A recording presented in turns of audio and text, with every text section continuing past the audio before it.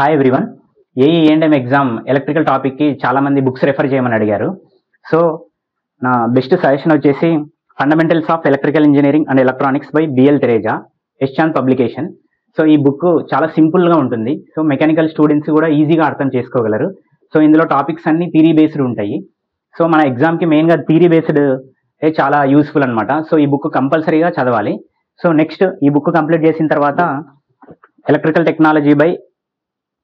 Technology by B L Theraja, ఇది కూడా ఎస్చాన్ పబ్లికేషనే, AC and DC machines. So ఇందులో ఏసీ అండ్ డీసీ మిషన్స్లో ఎక్కువ క్వశ్చన్స్ అడిగే ఛాన్స్ ఉంది కాబట్టి ఆ బుక్ కంప్లీట్ చేసిన తర్వాత ఇది కూడా కొద్దిగా అనాలిసిస్ చేయాలి.